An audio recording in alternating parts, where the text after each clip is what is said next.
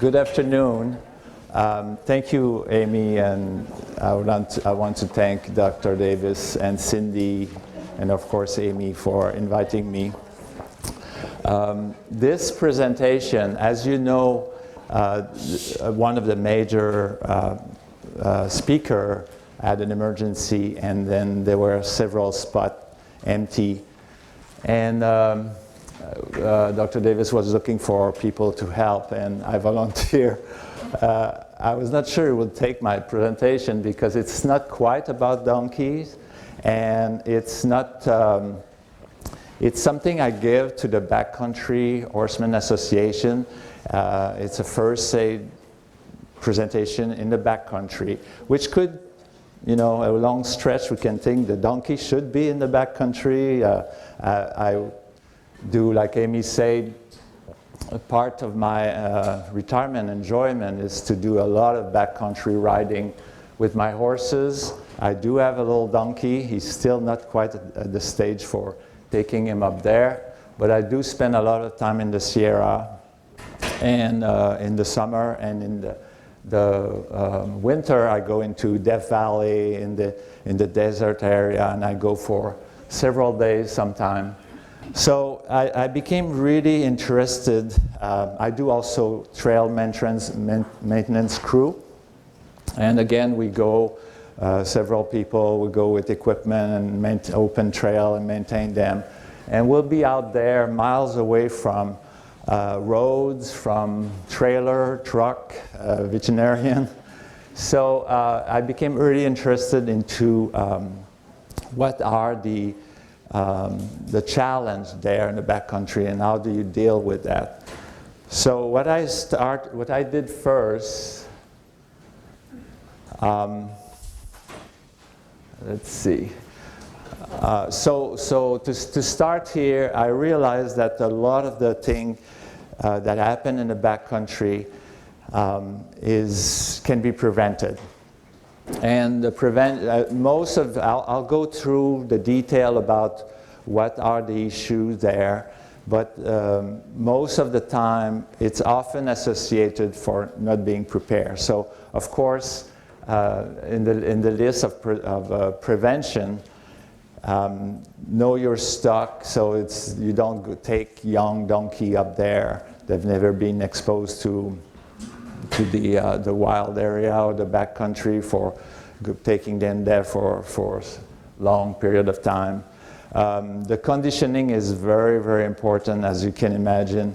They have to be prepared, they have to be fit. It's up, especially in the Sierra, it's up over 10,000 feet often, over passes, through really steep terrain. The stock has to have experience with the backcountry. Nutrition is very important, hydration. I'll talk about hydration because I think that's one of the major problems with horses, mule, and donkey up there. The animals have to be healthy, vaccinated. Equipment, yesterday we had a talk about the pack saddle, the weight, the distribution, extremely important. If you set up on a trip for a week and your equipment is not ideal, you're going to have problem. It's good to be prepared in terms of evacuation, phone contact, veterinary access, communication, depending on where you're going to be. First aid kit, I'll show you my first aid kit, what I put in, the know-how and training. So initially, I have my own experience. I had these shoes up there in the backcountry. I had to deal with them.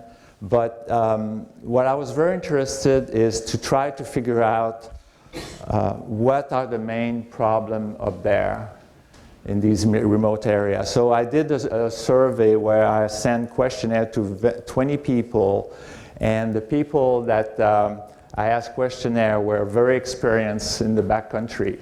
10 users were recreational user like me, who they like to go there for fun. 10 of them were trail crew people, hunters. Of course, many of these 20 people had more than one user. I had 7 people that go up in the mountain or in the desert for hunting. 5 of them were commercial packing people who had tons of experience with many animals. 4 were working for Park Service, either National Forest or National Park. I had 1 ranch person who drive cattle up in the mountain for the winter, for the summer grazing. And 1 person was an emergency and rescue.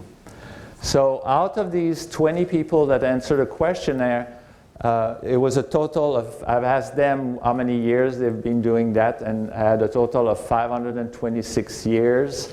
5 out of 5 to 59 years were the range, and an average of 26 years. The question, so I asked them a question about what kind of problem they had in the backcountry, and I had 31 different health problems. Most of you will, can imagine what are the problems, like, stone bruise, cuts, foreign bodies, losing a shoe, anything that happened out there. They listed that, and I will go into detail in a minute. The 4th question, I was very interested to know how many horses. So the way I phrase my question, I say, how many horses have you lost while you were in the backcountry? And many people took my question as lost, like they took off. And I was surprised. Actually, a lot of people lost their horses or their mule in the backcountry from, got spooked and took off. But then I changed the question. What I wanted to know, how many people lost horses that died out there. And I was surprised that more than 15 people or 15 horses died in the backcountry. So in order to present that, you guys are veterinary student, or have already a lot of experience with animals and first aid. So it's a little bit like I wouldn't teach PCR to physician. So I don't want to get into the detail how you treat a wound or anything like this. So all I want to do is really give you an overview of some of the issues that are there, and how do you, because you are in a remote area, how do you deal with this situation? Do you have to turn around? If you're on a 2 weeks trip and you're 20 miles closer to a road, do you turn around? Do you try to get a signal to get a veterinarian to go up there? There's all kind of ways to deal with that. Or sometimes you have to deal with the situation with your whatever you have. In this case here, the first group, and was the most frequent group of problem, were the laceration, cuts, wounds, rope cuts again, burns, saddle sore, foreign body. So those were the most frequent problem encounter up there. And in this case, probably, as you know, if you are prepared, you'll have equipment to deal with these. Foreign body can be a problem, an issue, because in the case like this one, where you have a foreign body that goes into an area, that piece of wood was crossing through the other side, and it's in the area where the jugular vein, the arteries, nerves is there. So that was, that's a little bit touchy to deal with that. Anyway, in this picture up there, you have laceration. One is at the pastern and one is at the fetlock. Of course, the one at the fetlock, you all know how to, if you have a bleeders, how to stop the bleed, and that's the main thing to do. However, what do you do with the one at the fetlock? Is the joint involved? And if it is involved, you probably should stop the bleeding. and think about making your way back to the trailer, and it could be far. So these are tough decisions, but it depends the problem and the severity and what are the consequences that if something goes wrong, there's an infection there. So in a case like that, you probably should head back once you've done the first aid. Saddle sore is another problem, another issue. The second group of disease are the one like lameness, laminitis, stone bruise, foot abscess, losing shoes, fracture. Of course, a situation like this, you don't have much choice. And we'll talk about what are your options. A bow tendon, if you're 5 miles, 10 miles up in the mountain or in the desert, do you walk back with something like this? You can make it a lot worse. The abscess, you probably can deal with that if you have the right equipment, the right tools. Laminitis was several cases of laminitis occur in remote areas. So these are tough decisions. The third group are the ones that are the most difficult one to deal with because they are life-threatening. And they are the colic, the choke, the tying up, heat exhaustion, lethargy, muscle spasm. These are conditions that the animal can die if you don't do anything about it. So anyway, so these are two little videos about showing sign of colic, but you all know, you can tell from this, the one on the left there, that the animal is looking at its flank. On the right, it's pawing. So it's just a regular sign of colic. Now, a colic near veterinary practice or having access to veterinarian is a problem, but it's not such a huge issue when you are 10 miles away from any services. The other one is choke. And those are fairly common. When I did the survey, they were colic, choke, what they call tying up, and any kind of muscle problem, soreness, not able to move. Those were quite common. They came often in the survey. And again, these are difficult to deal with up there. I asked the people, the one that answered these questions, I asked them about what they did. One of the case was a tying up, and they knew that it was bad, and they decided to force the animal down the mountain, which was a very, I think it was 5 or 6 miles away, and they had to do that pretty much with a flashlight because it was late.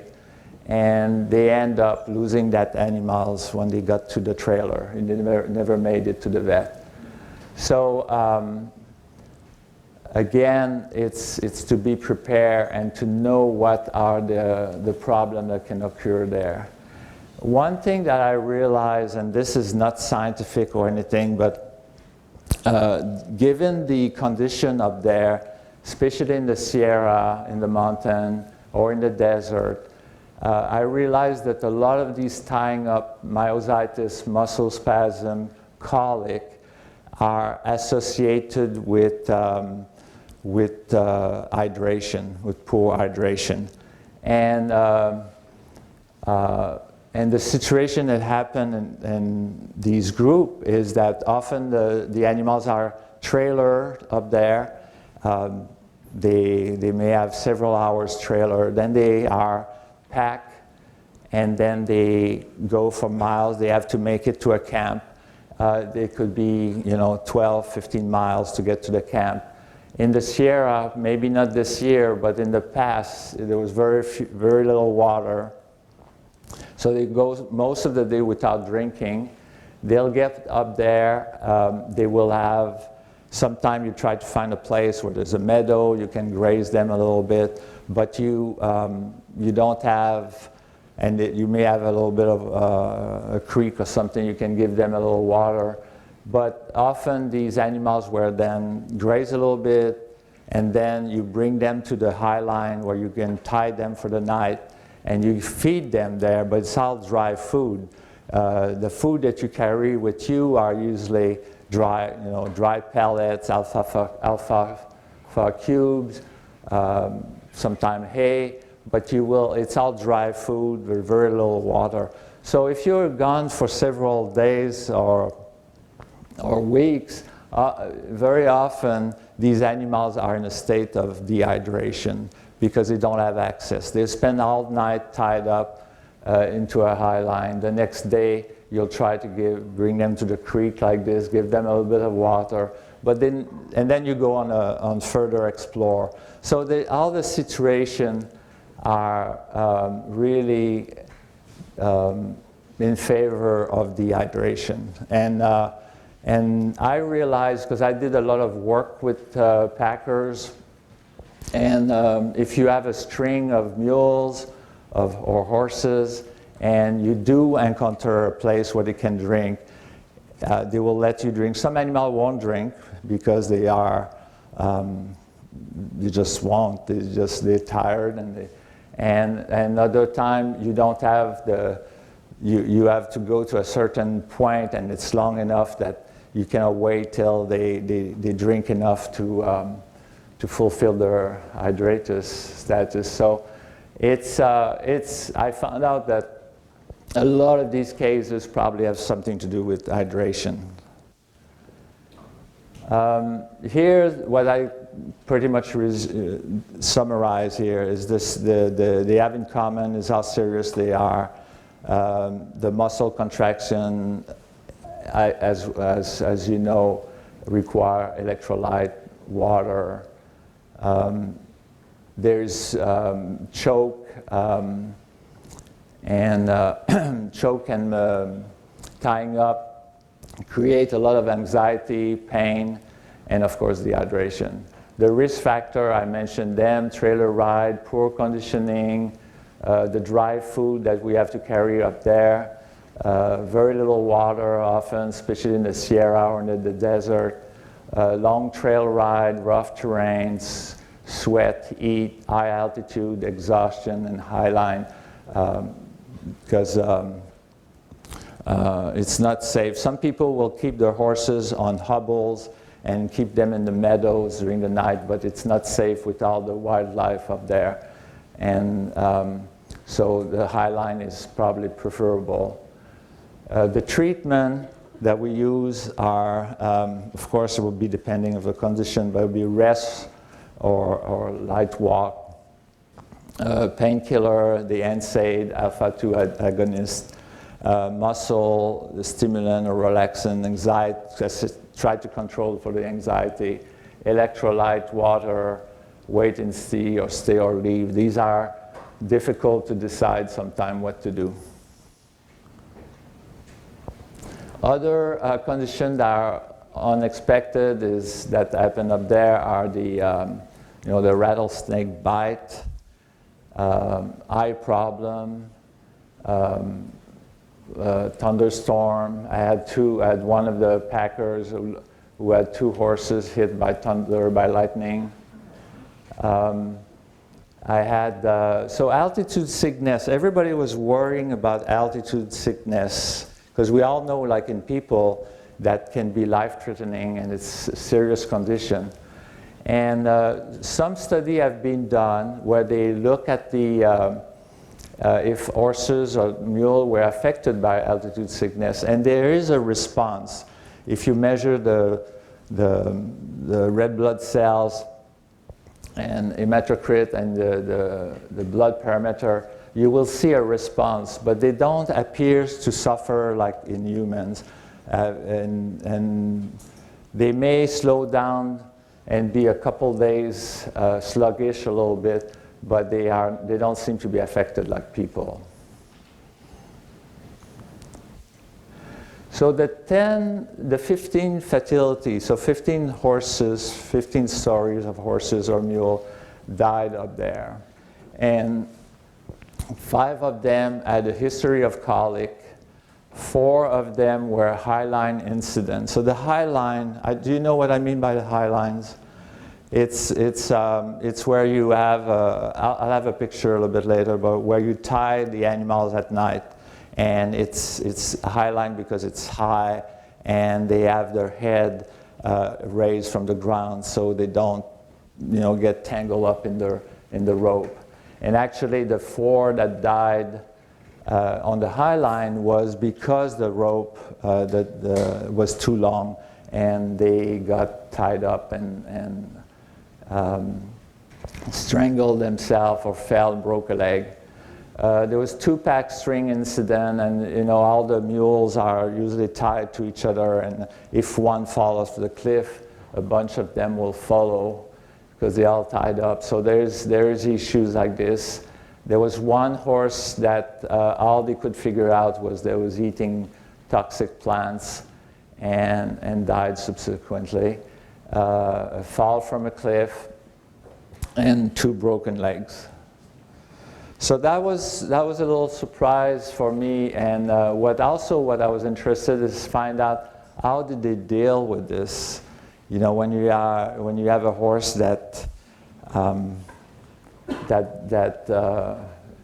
either died or is in a condition like a broken leg where you cannot evacuate the horse, you cannot fix it. So how do you deal with this? This is a case where you can see the horse got tied up in the line and fell and basically broke his neck.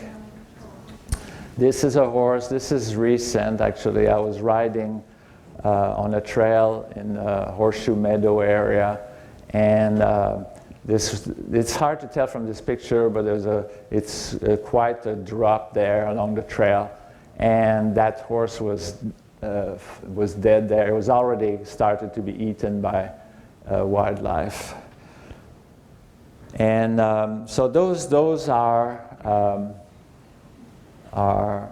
big issues. What to do with a horse or an animal, a donkey, that you are in a remote area and is in a situation where you have to euthanize the animals.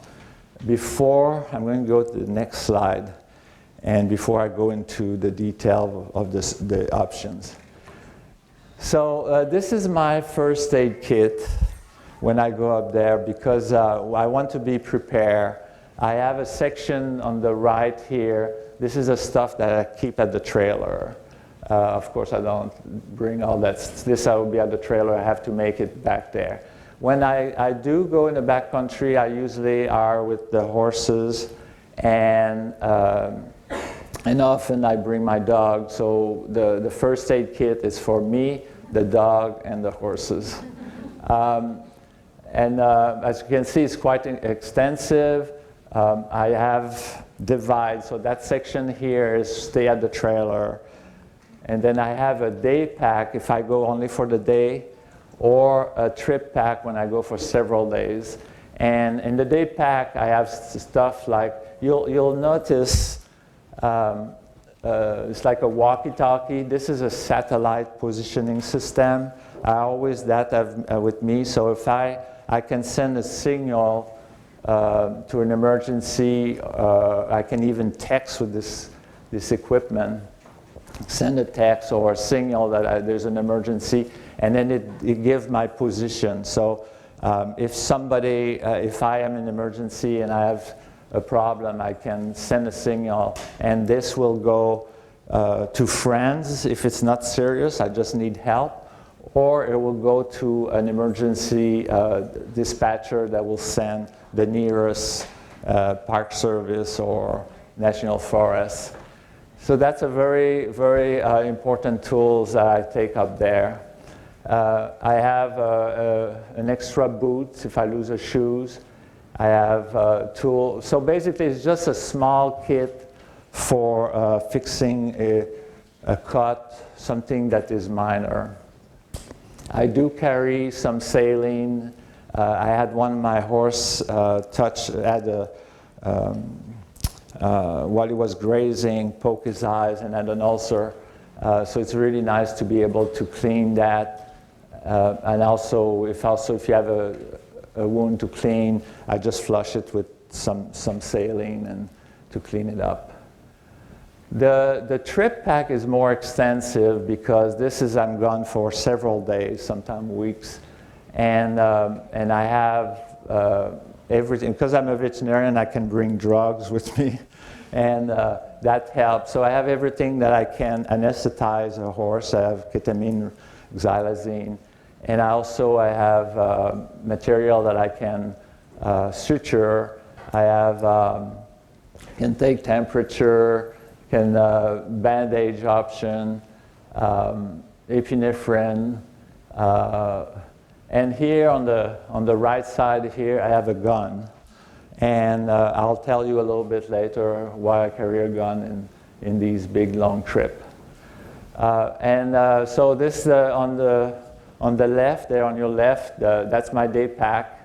This is the trip pack, so we get together. It's about a 5 pound bag when I have everything together.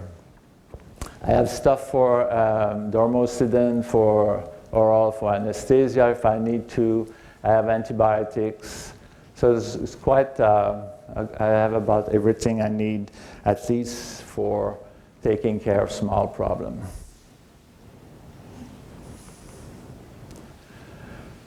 So here we go. This is the main part here. The toughest decisions, life-threatening situations, suffering, impossible to walk out. I've heard nightmare stories about people having issues up there, and they had one horse fell off the cliff, took the other one with him. One was dead, the other one was not dead. The guy had nothing, and he didn't want to leave the horse there, so had to do something, and basically cut his throat to let the horse bleed to death, and the horse was still conscious. So there's definitely issues. I had another one that it was a llama where somebody had a llama that had a situation where they couldn't go further. They didn't want to leave the llama there, so they tried to euthanize the llama with their hands and rope. So you have to be prepared because you cannot leave them there. Of course, if you are near enough of emergency, or you have access to a helicopter and you have the financial means, you can use that. You can try to see if you can evacuate an animal with an helicopter. But often the situation is you have to find a way to euthanize the animals. Unfortunately, most of these options are based with drugs or with veterinary, that you need a veterinarian. There was a case of a horse with broken leg where they were able to send someone to the nearest National Forest Service station. They called a veterinarian, but it took 2 days for the veterinarian to get there. So even if you have access to a veterinarian or you have a system, it can take a long time before you get humanly be able to do something. So other options, so the pentobarbital is the one you probably all know that most veterinarians are using to euthanize animals, and the problem with that system is that the pentobarbital at a high dose will saturate the tissue of the horse, and you have no means to bury the carcass or keep that animals away from wildlife. So any wildlife that will feed, like you saw that horse there, any wildlife that would feed on the carcass will be exposed to the drug. And there's example or stories, especially birds of dying after feeding on the carcass injected with pentobarbital. Even coyotes may die, or will be asleep due to the drug or heavily sedated, and then become prey to other animals. So pentobarbital, if you cannot bury the carcass, and then it's not a real option unless you don't care about the wildlife. What else can you do? So the anesthesia, xylazine ketamine, is an option. If you have a veterinarian with you, or you are a veterinarian, you can anesthetize the horse. So once the horse is unconscious, is under anesthesia, there are few options that are a little bit easier to do instead of pentobarbital. So the magnesium sulfate, this morning we talk about Epsom salt. So Epsom salt, IV or IC, will work in euthanizing an animal under heavy anesthesia. Potassium chloride light salt is also either IV or IC, is an option. One that is easier to many of you would be the lidocaine in the cisterna magna. 60 cc of lidocaine will euthanize the horse. It will die within a short time. Exsanguination, that is also a possibility. One that is suggested is once the animal is totally anesthetized, is to do the descending aorta through the rectum or the vagina if it's a mare. And the bleeding, most of the bleeding will stay in the abdominal cavity. You can always do the carotid artery, but that's messy. It's not easy, of course, but the alternative is to let the animal die on their own. You cannot do that. Then there's the gun, and I was never a gun person, and I never had a gun before, but I was exposed to, especially the area near Death Valley, where you cannot bury animals, you cannot use the pentobarbital, you are in a remote area.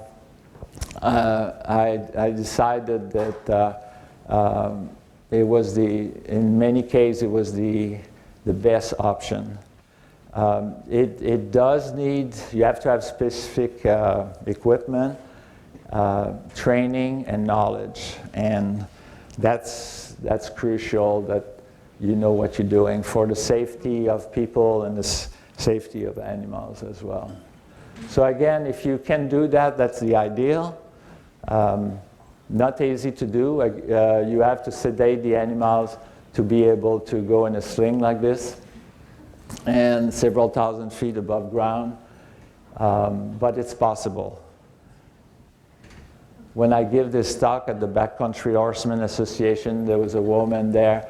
She was telling me that she had her horse rescued from a deep canyon. It fell down a cliff, and it was in a deep canyon, and the helicopter came, and the veterinarian came, and they sedate the horse, and were able to get him out of there. So now that's why I carry a gun when I go on long trip and I'm in places where I cannot get any help.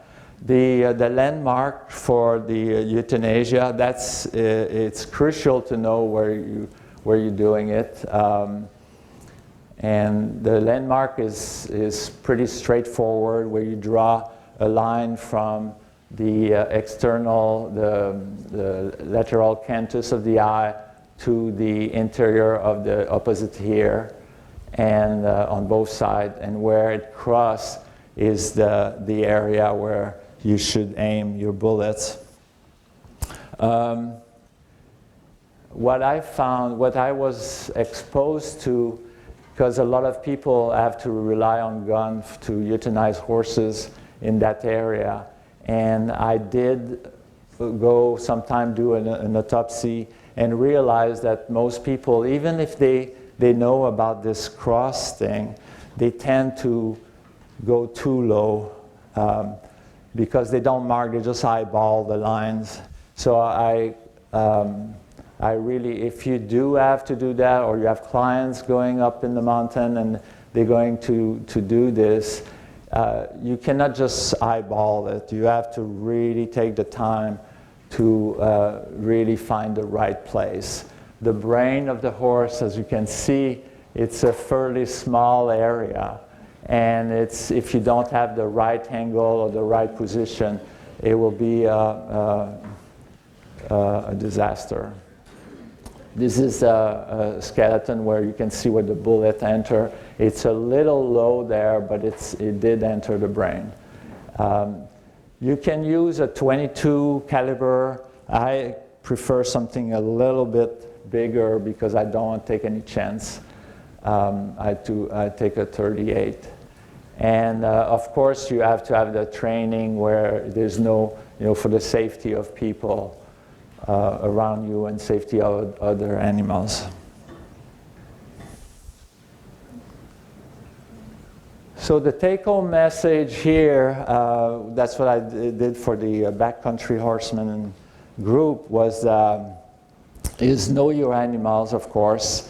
Never assume that this horse is fine on trail. To go around the barn or go in small trip of a couple, 2-3 hours, it's one thing. But to leave for days in tough condition it's something else. So you have to be prepared. Conditioning, experience, water, hydration, soak, dry food. So again, I want to emphasize this because I'm really I think one of the major issue of the problem up there is the animals are underhydrated, and that's why you see these impaction colic, you see these choke, and you see these tying up muscle spasm, muscle soreness. Beware of the rope. The ropes are a big cause of the accident, and so again, ropes is know about them, know how your nuts, be always safe, especially in the high line. A lot of those horses that died up there were from the high line issues. First aid kit, very important to be prepared. Keep learning, go to meetings. This was specific for this group. The meeting was the Rendezvous Packers meeting. The other thing that I noticed with my own animals and others is the insect. People, you kind of you are bothered by insects, especially in the mountain. There's the gnats, mosquito, and everything. And you spray yourself or you wear a fly mask and you try to get out because they drive you crazy. They also drive your stock crazy. And a lot of the problem are these guys are trying to scratch, they're trying to get away from insect. So insect control is very crucial in many of these areas. Don't leave stock unattended. So if you go up there, you're by yourself, you stay with your stock. You don't go and explore and leave them at the camp. Be flexible, don't take risks if not necessary. No shame to turn back. This is a trail, this is a famous trail. At the bottom of this trail, this is in the Sierra, in the Kennedy Meadow area. And at the bottom of this trail, there's a nice meadow with a hot spring. And this was after hours and hours of riding, just thinking about this nice meadow and this. And then about a mile before to get there, this tree was blocking the trail. And it's hard to see on this picture, but there's a very steep drop here and a creek at the bottom. And a very steep rise on the other side. So I looked see if I could go around it, and there was no way I could go there without risking an accident. So it was like, okay, too bad, we'll have to turn around. And that happened. So the high line, do and don't, I focus on the high line because that's the cause of so many problems. this is for the people who don't know about the high line. You see the rope at the top. You see the horse is tied to that rope. They have to have enough room to be able to move around. They have to have enough room to, they don't get into their neighbors. The rope has to be between trees, not too far apart, otherwise they'll kind of sway to lower. I use breakaway, so I have a swivel on these lines, and I use another rope, which is a breakaway that will break if there's about 150, 200 pounds of pressure. And if a horse is in danger and he pulls, that breakaway will break, of course. And I'd rather have a loose horse than a horse that is tangled up in a rope. So, and usually they stay around, they'll stay with your buddies. So if you do have a horse that get unattached, it's not such a big deal usually, because they'll stay with the other animals. I use bell on the lines, and I usually put my tent near them. So, and at night you'll hear a little bit, you know, you get used to it, you get that little ding, and then if that frequency increase, then you know there may be an issue. So it's a very useful tool. Oh, the other thing that I notice also, when you go on a long trip and you have long days every day, you have long days, and then you're tied up. They cannot lay down when they attach to that, so they become sleep deprived. So you have to keep that in mind and give them rest, especially if you access meadow where they can roll and they can even lay down. So you cannot just keep going every day and tied up all night without risking a health issue. So this, again, that was for the backcountry people. So I just was encouraging to do it. It's safe, but you see how beautiful it is. So that's it. Any